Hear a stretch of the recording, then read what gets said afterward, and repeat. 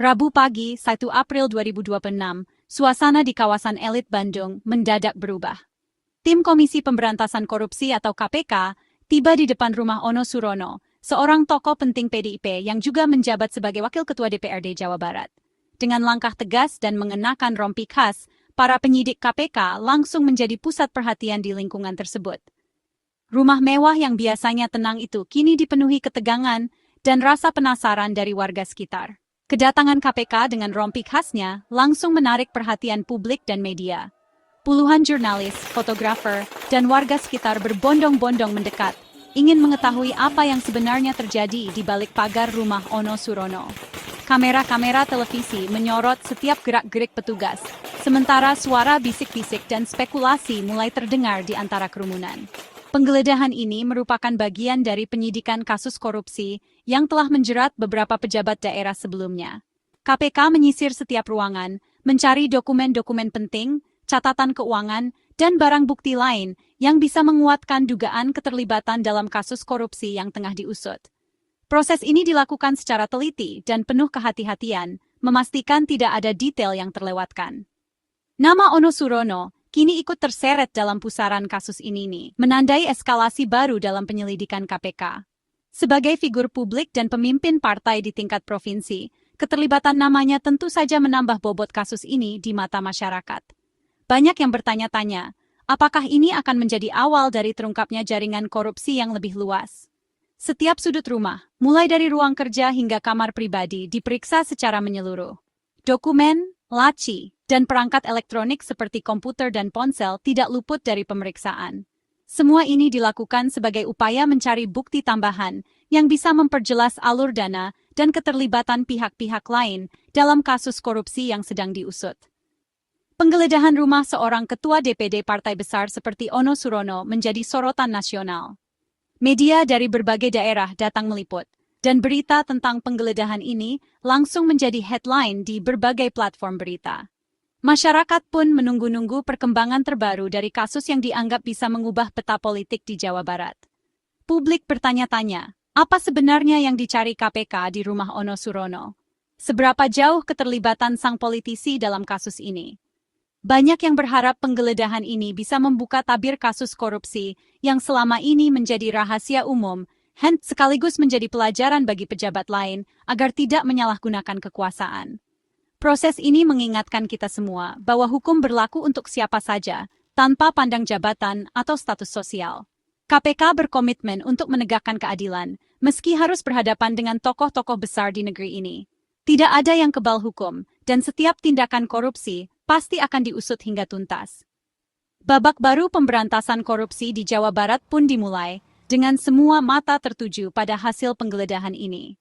Masyarakat menanti langkah selanjutnya dari KPK, berharap keadilan benar-benar ditegakkan, dan kasus ini menjadi momentum perubahan menuju pemerintahan yang lebih bersih dan transparan.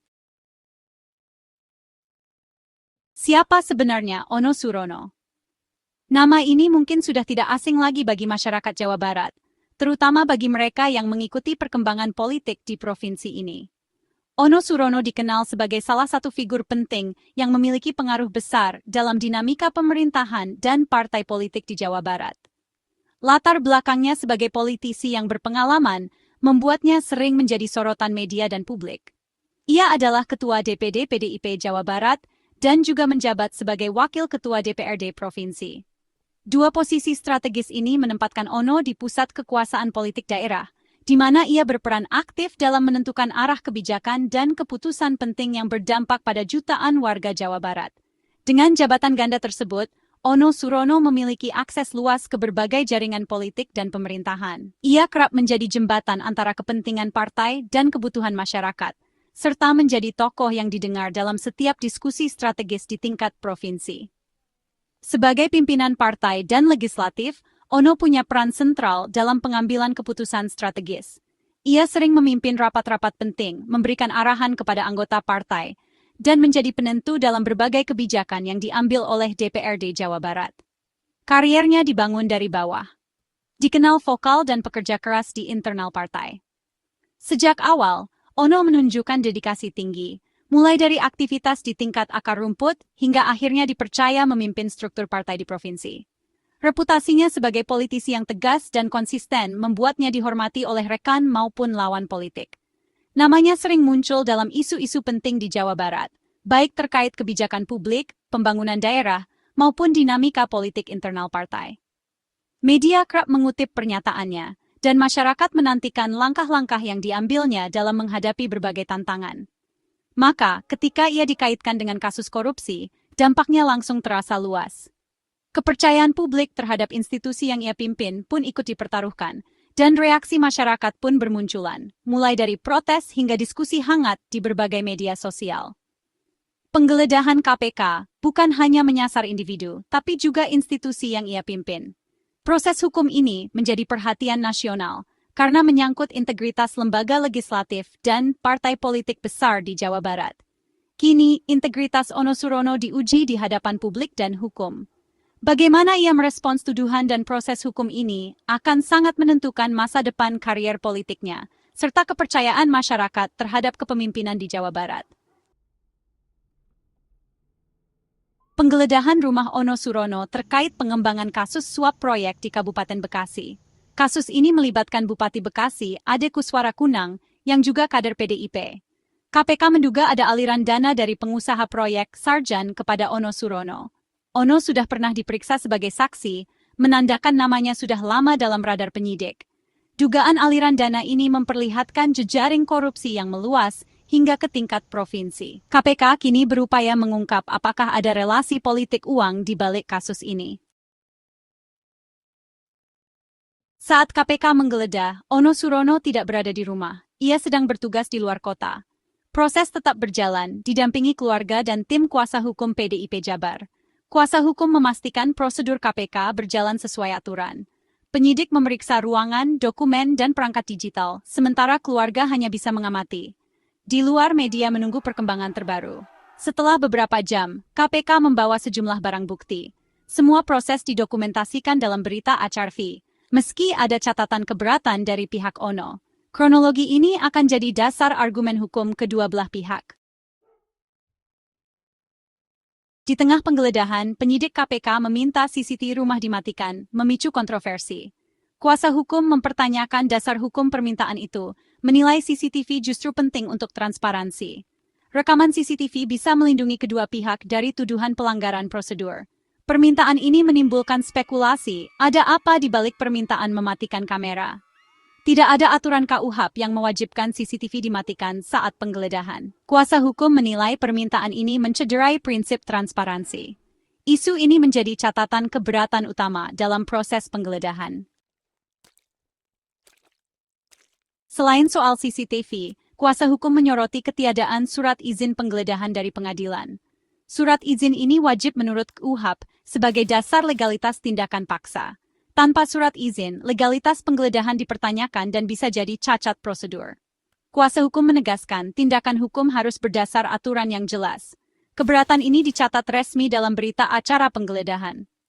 Masalah administrasi ini menambah daftar pertanyaan publik soal prosedur KPK. Penegakan hukum harus tetap taat prosedur agar tidak kehilangan legitimasi.